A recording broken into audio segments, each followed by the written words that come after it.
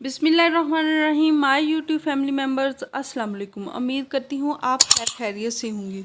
तो आज मैं आपके लिए लेके आई हूँ बालों के लिए एक जादुई सीरम, जो बनाना भी बहुत आसान है और इसके इंग्रेडिएंट भी बहुत इजी से अवेलेबल हैं, कोई ज़्यादा मुश्किल नहीं है इनमें।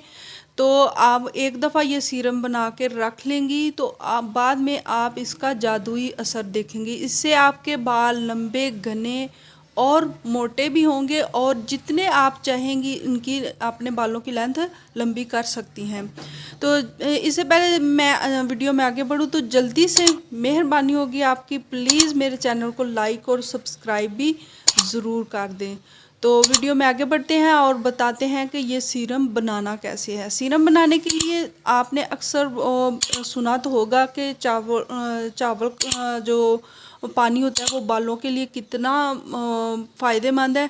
तो इसके लिए आपको करना ये है कि जब हम अपने घर में रूटीन में चावल वगैरह बनाते हैं तो चावलों से जो ऊपर हम बॉयल करके पानी उतारते हैं उस पानी को आपने फेंकना नहीं है, बल्कि करना ये है कि उसमें आपको डालना है एक वो चावल का जो पानी बॉयल करके उतारा है उसमें आपको चूल्हे पे चढ़ाना है और उसमें डालना है आपको अलसी के बीज। 1 चम्मच अलसी के बीज डाल लें और 1 ही चम्मच के लगभग आपको उसमें डालने हैं रोज़मेरी। रोज़मेरी एक जड़ी बूटी है, वो इजी से अवेलेबल घरों में भी, अक्सर गार्डन वगैरह में भी होती है, वैसे भी आपको पंसारी से मिल जाएगी। रोज़मेरी के वो 1 चम्मच वो आपने अंदर डाल लेना है।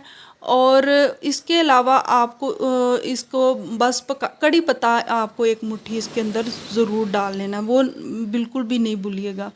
तो कड़ी पत्ता भी इसके अंदर डाल के तो इसको अच्छी तरह आपने बॉईल कर लेना है। बॉईल करके जब वो गाढ़ा सा हो जाए तो इसको छान कर आपने एक बोतल में इसे बंद कर लेना है और ये एक जादुई आपके बालों का जो सीरम है वो तैयार हो गया है। आपको करना ये है कि रोज़ाना अपने बालों को आपने ये सीरम लगाना है, लगा के 3-4 घंटे तक छोड़ दें।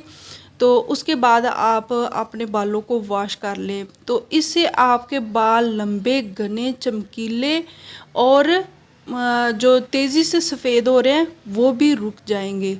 तो आप ज़रूर इसे आजमाइएगा। अगर आपको इसका फ़ायदा मिलता है तो इसका फ़ीडबैक मुझे भी ज़रूर दीजिएगा। So thanks for watching.